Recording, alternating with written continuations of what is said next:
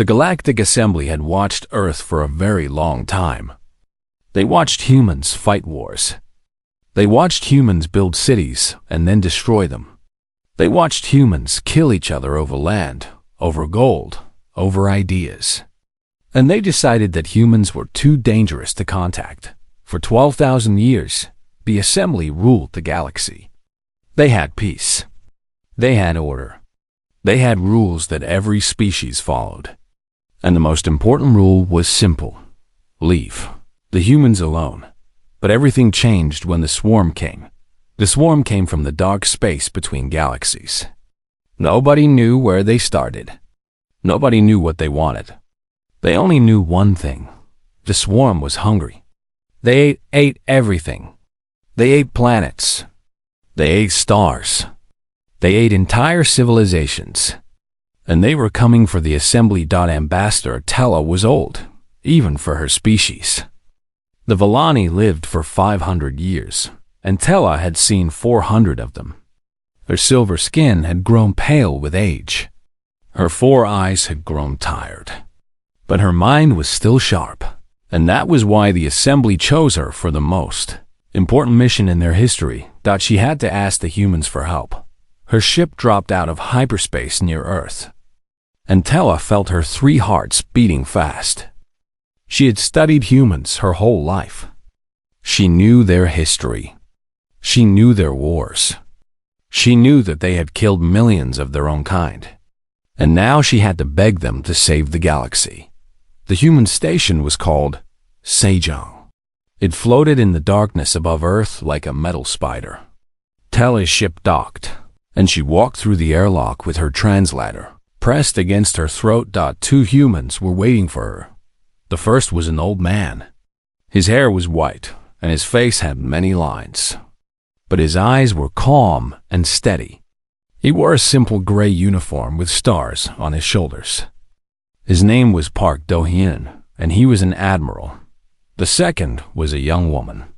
Her black hair was cut short, and her eyes were sharp like knives. She stood very straight, like a soldier ready for battle. Her name was Kim Yuna, and she was a captain. Tella opened her mouth to speak, but the old man spoke first. "We know why you are here," Do-hyun said. His voice was quiet but strong. "We have been listening to your signals for a very long time." Tella felt surprise wash over her.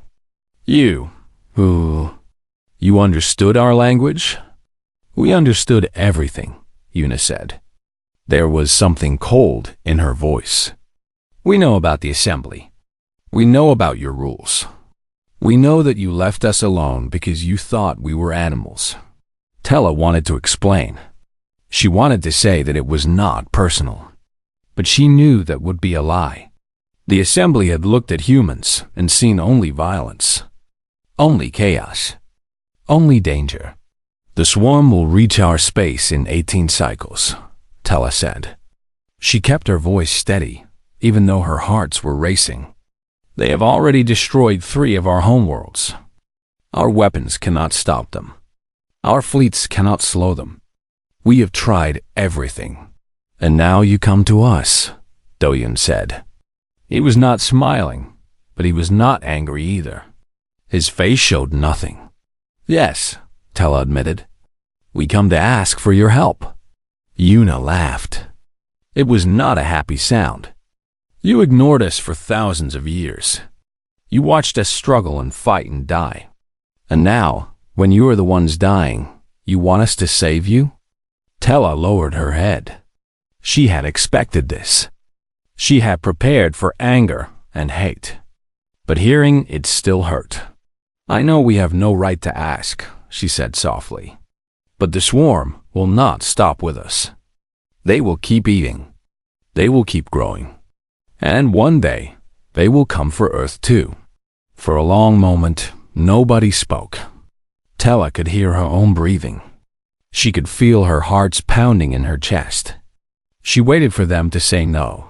She waited for them to tell her to leave. But Do-hyun just smiled. It was a small smile, but something about it made Tella feel cold. It was the smile of someone who knew a secret. A very big secret.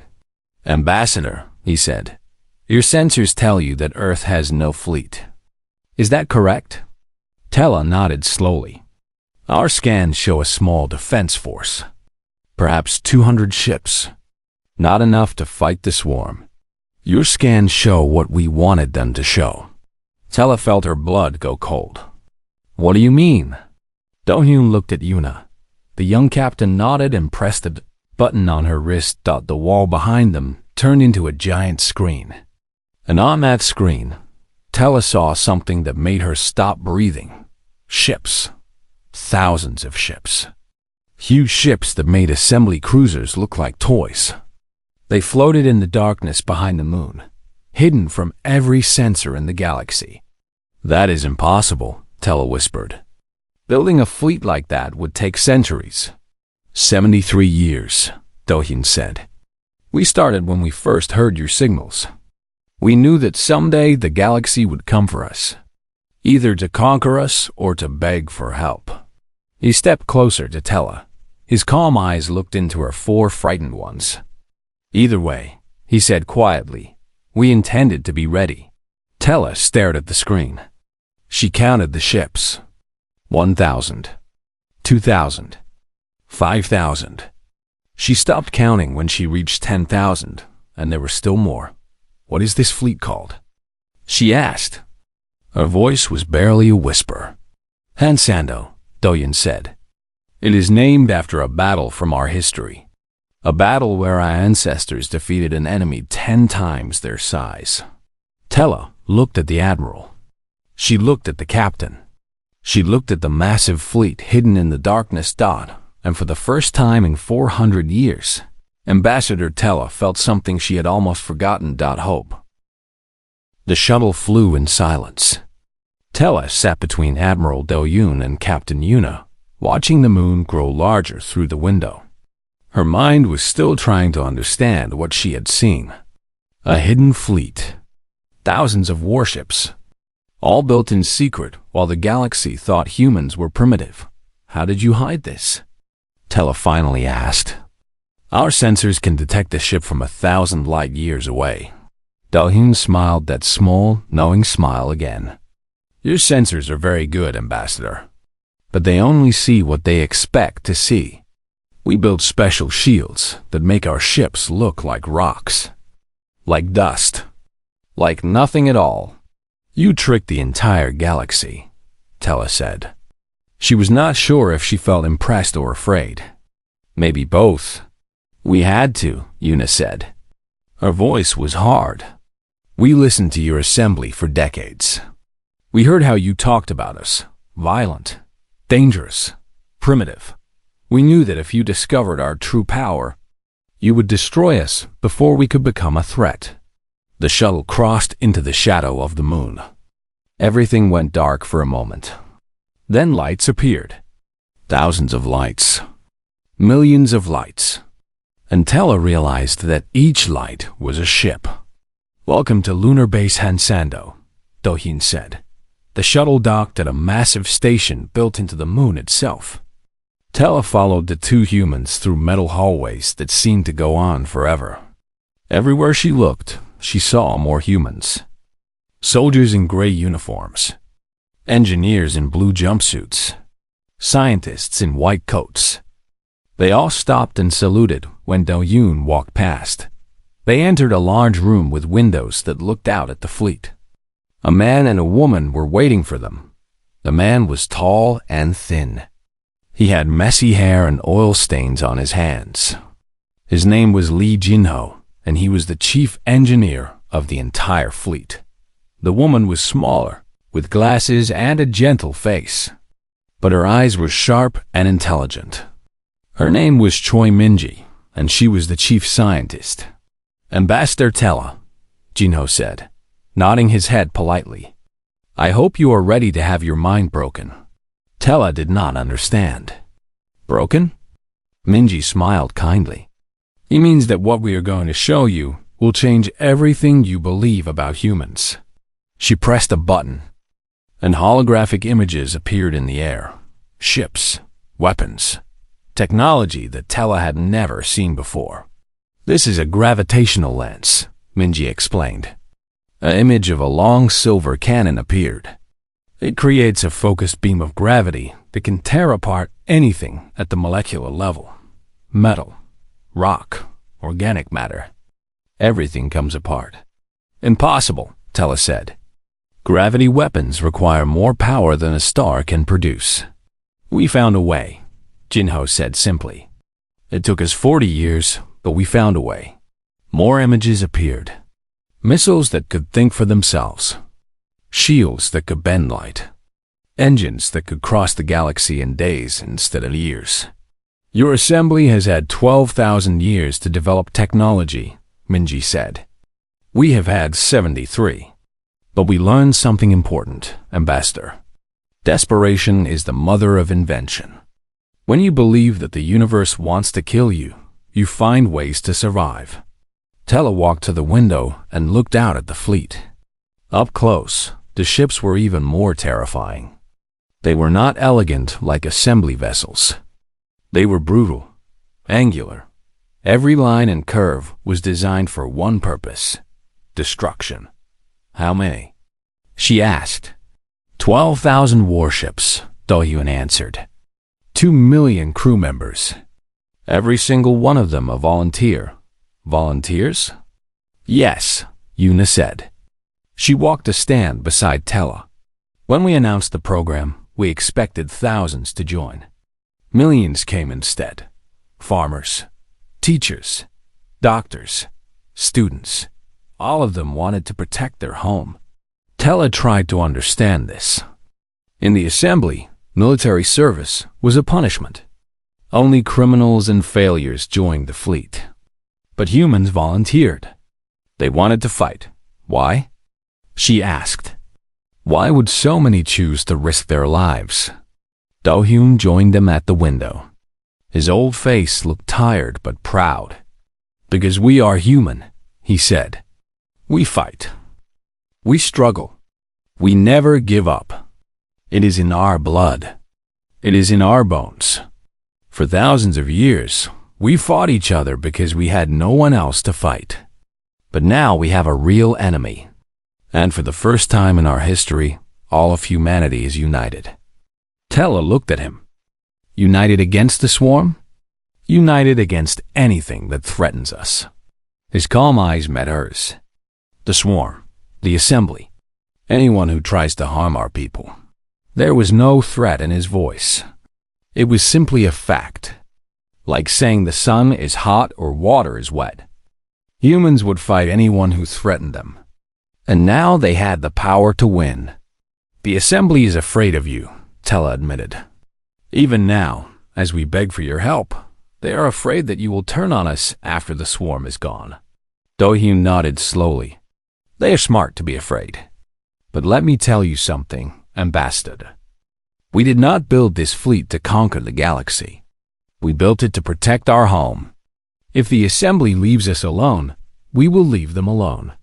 But if anyone ever attacks Earth, he did not finish the sentence. He did not need to. Tella looked at the fleet one more time.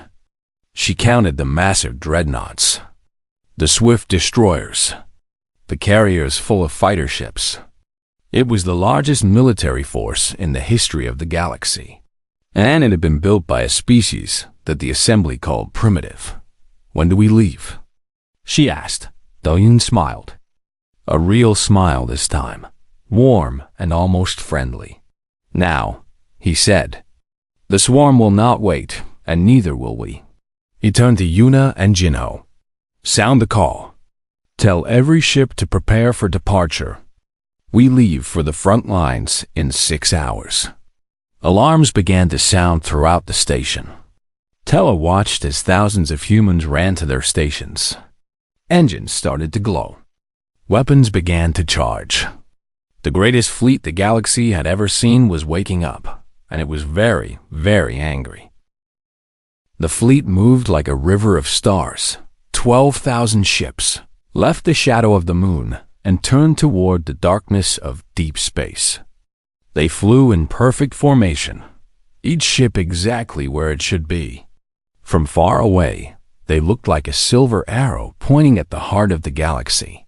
Fleet Commander Beak Sujin stood on the bridge of the flagship Guangedo.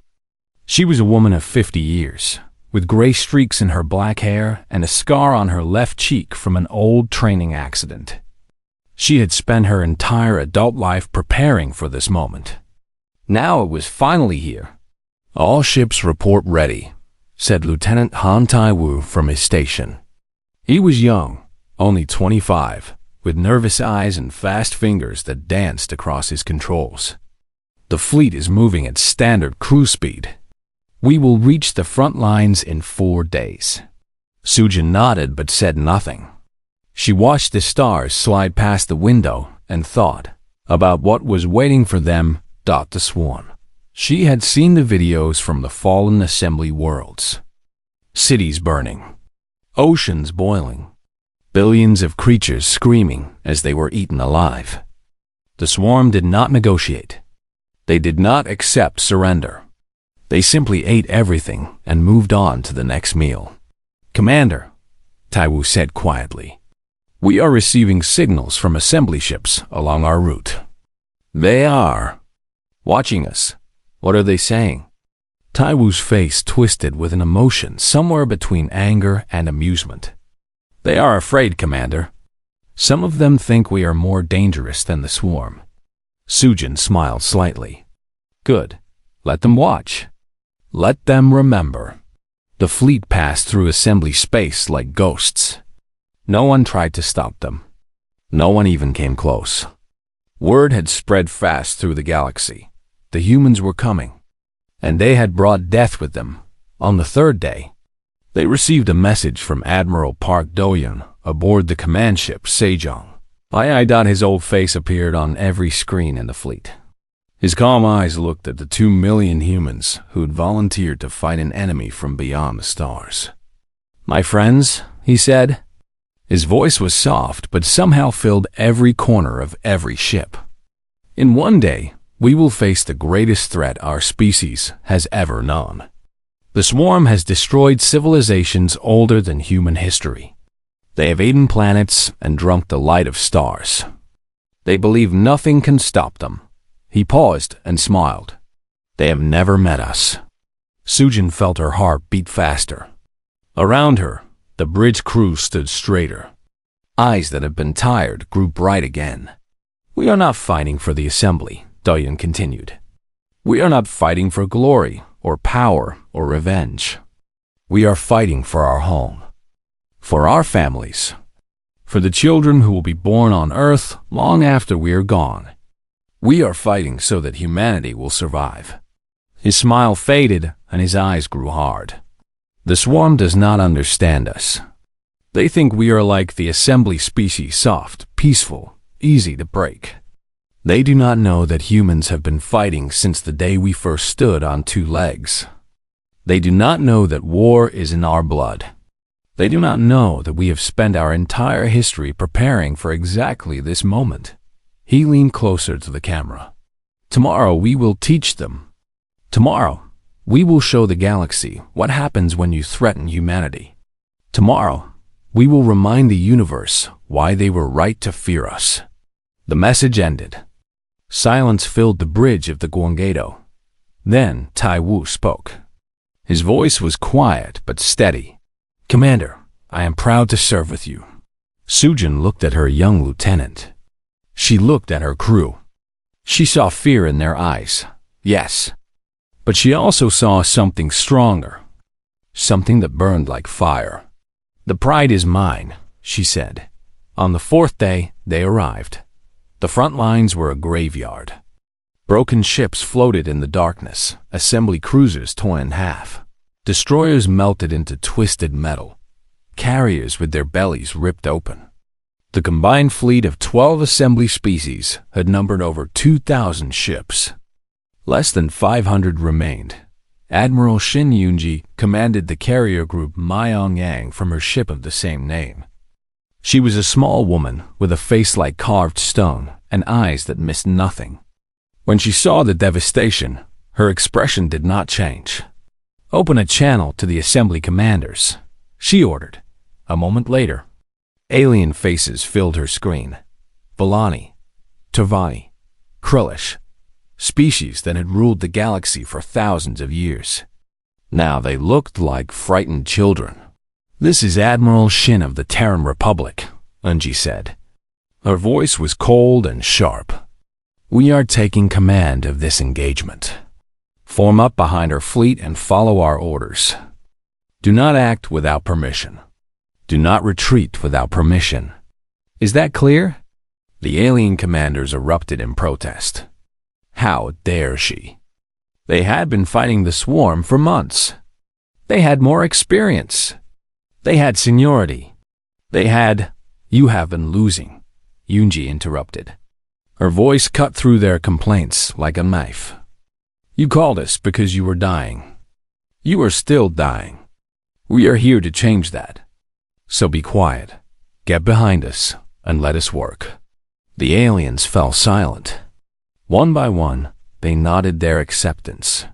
Yunji closed the channel and turned to her crew. "Launch all fighters," she said. "Tell Captain Yunjie to prepare her wing. The Warung will lead the first strike." Across the human fleet, weapons came online. Shields activated.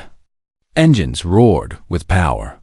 2 million humans checked their stations, said their prayers, and prepared to face the darkness in the distance. The swarm was coming.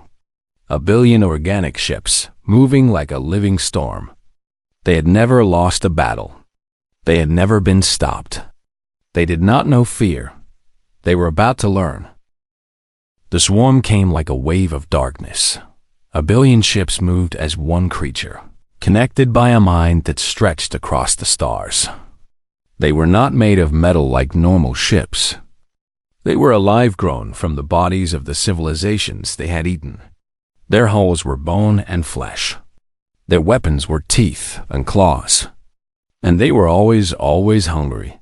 Captain Yunjie sat in the cockpit of her fighter and watched them come. She was 32 years old with steady hands and a heart that beat slowly, even in moments of great danger. Behind her flew the Waran 3000 of the best pilots humanity had ever produced. "All fighters, this is Captain Yoon," she said into her radio. "Stay in formation until I give the signal. We go in fast, we hit hard, and we get out. Nobody plays hero today. Understood?" 3,000 voices answered as one. "Yes, Captain." Admiral Park Da-hyun watched from the bridge of the Sejong-2. Beside him stood Ambassador Tella, a silver face pale with fear. "There are so many," she whispered. "How can anyone fight so many?" Do-hyun did not answer. Instead, he pressed a button on his chair and spoke to the entire fleet. "All ships, this is Admiral Park. Show them why we were worth fearing. Fire at will." Space exploded. 12,000 human ships opened fire at once. Gravitational lances tore through swarm vessels like paper. Antimatter missiles created flowers of white fire that consumed everything they touched. Plasma cannons painted lines of death across the darkness. The swarm screamed. It was not a sound. It was a feeling, a wave of shock and pain that rolled through space like thunder. For the first time in their existence, the swarm felt something they did not understand. Fear. But they did not stop. They could not stop. The hunger was too strong. They pushed forward through the storm of fire, losing millions of ships but gaining ground with every second. "They are adapting," Lieutenant Kang Se-woo reported from his tactical station. He was a small man with thick glasses and a mind like a computer. "They are learning our firing patterns, adjusting their formations." Do-hyun nodded calmly. "Then we stop having patterns." All ships switched to Protocol Chaos. Protocol Chaos was something no other species in the galaxy could do. It required every ship to act on random commands, no patterns, no rhythm, no way to predict what would happen next. For species that valued order and logic, it would be suicide. But humans were different. Humans had chaos in their blood. The fleet transformed. Ships that had been flying in perfect lines suddenly scattered like leaves in the wind. Weapons fired at random angles. Formations changed every few seconds. To the swarm's hive mind, it looked like madness. They could not predict where the next attack would come. They could not prepare for missiles that had no logical target. They could not understand enemies that seemed to have no plan at all. And that was exactly the point. Captain Yoon led the Warang directly into the heart of the swarm. Her fighters moved like dancers, slipping through gaps in the enemy formation that closed a heartbeat later. She watched her targeting computer lock onto a massive swarm carrier, a ship made from the bones of a dead world. Fire, she said. Her missiles struck the carrier's core.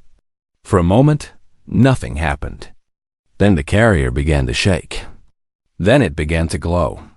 Then it exploded in a cascade of light that destroyed everything within 1,000 kilometers. Direct hit. Her wingman shouted. The chain reaction is spreading. Yoon watched as the explosion jumped from ship to ship. The swarm vessels were connected, their minds, their energy, their life force. When one died, it hurt the others.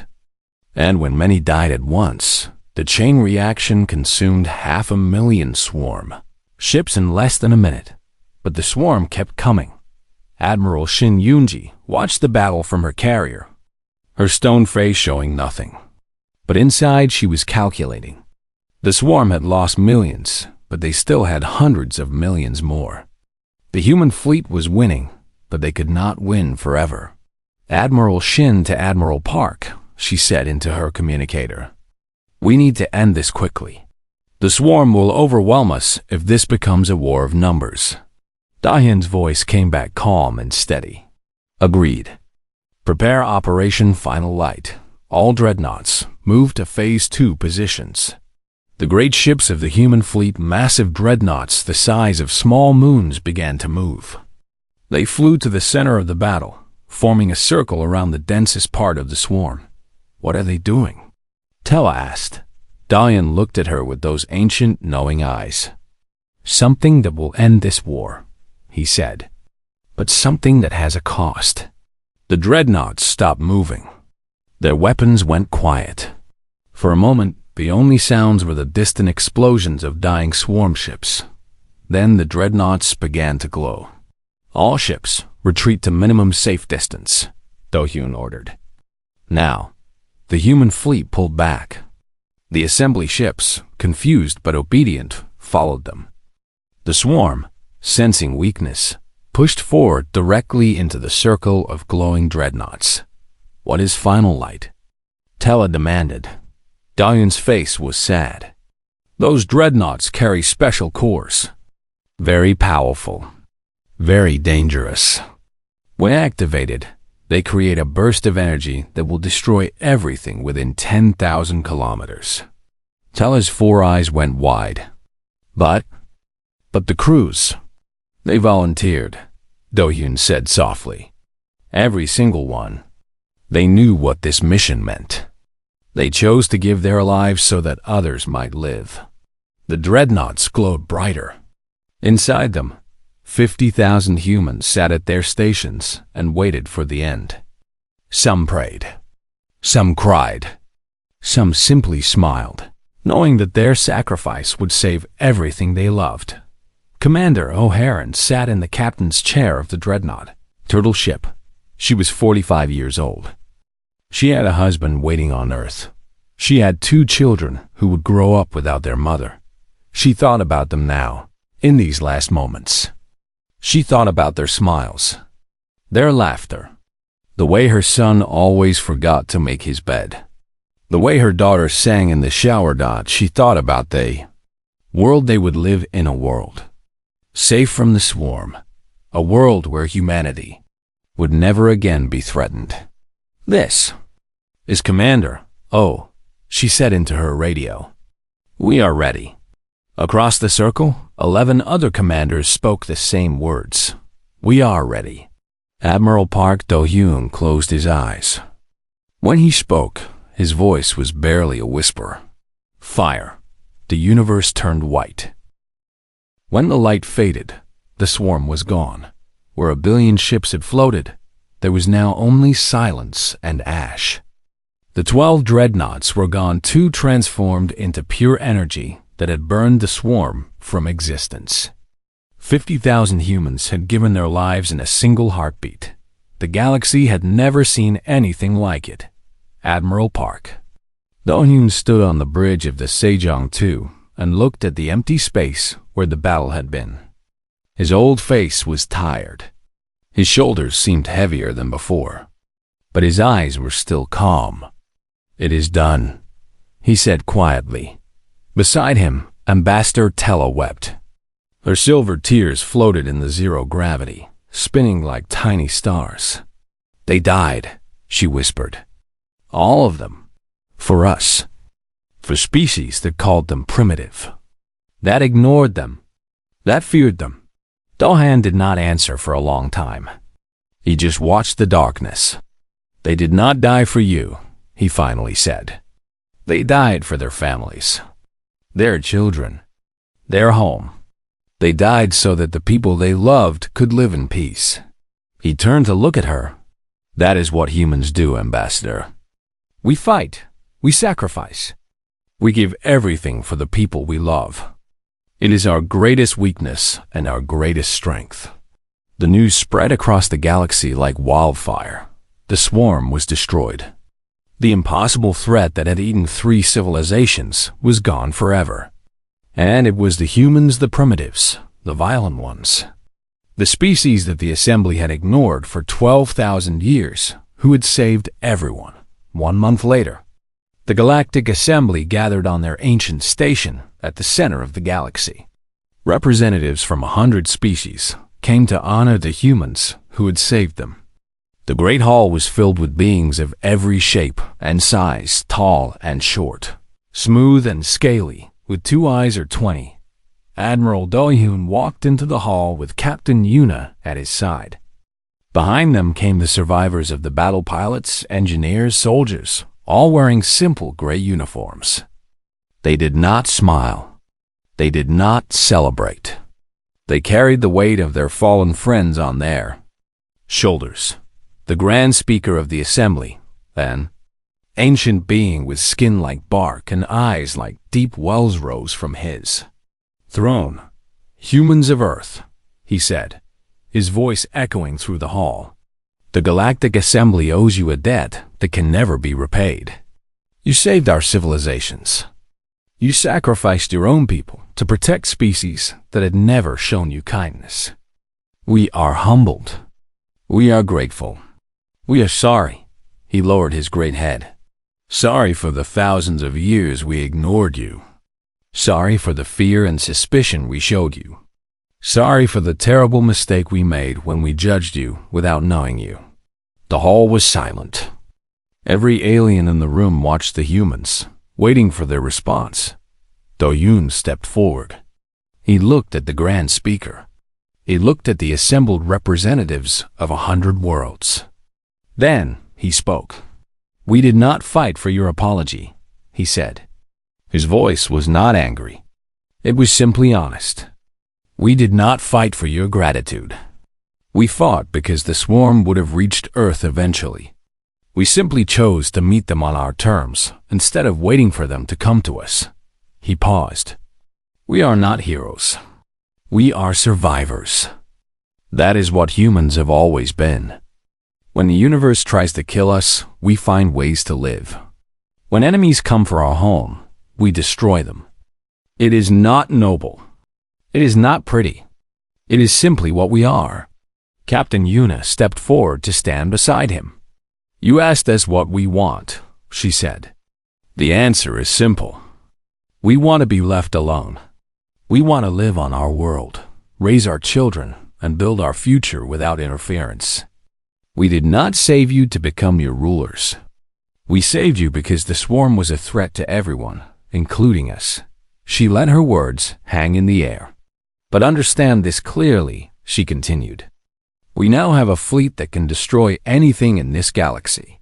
We have weapons that your species cannot even imagine. and we are not afraid to use them." Her eyes swept across the room, meeting the gaze of every representative. "Leave us alone, and we will leave you alone. But if anyone ever threatens Earth again, if anyone ever attacks our people or tries to take our home, we will respond. And this time, we will not stop until our enemies are ash and memory." Silence. Then slowly, Ambassador Tella walked forward. She approached Admiral Do-Yun and bowed her silver head. "The Villani will never forget what you did," she said. "And we will never forget the 50,000 who gave their lives. Their names will be written in our histories forever." Other ambassadors stepped forward. One by one, they offered their thanks, their respect, their promises of peace. The humans accepted these words with quiet nods, neither warm nor cold. When the ceremony was over, the human fleet turned toward home. They flew through the galaxy that had ignored them for so long, past the worlds of the assembly, past the graves of fallen civilizations, past the darkness where the swarm had once lurked. They flew until they saw a small blue planet floating in the black Earth home. Admiral Do-Yun stood at the window of the Sejong-2 and watched his world grow larger. Beside him, Yuna was silent. "Do you think they learned?" she finally asked. "Do you think the assembly will truly leave us alone?" Do-Yun smiled softly. "I think they are afraid," he said. "And fear is a good teacher. They will leave us alone because they know what happens if they do not. And if they forget?" The old admiral's smile faded. His calm eyes grew hard. "Then we will remind them," he said. "As many times as it takes." The fleet descended toward Earth. In cities around the world, people looked up and watched the ships come home. They cheered. They wept. They held their children and thanked the heavens that they were safe. The humans had asked for nothing. They had expected nothing. That they had given everything, their strength, their courage, their lives to protect the world they loved. The galaxy would remember. The galaxy would never forget. And if they were smart, the galaxy would never, ever make the mistake of threatening Earth again, because the humans would be waiting. They would always be waiting, and they would always answer.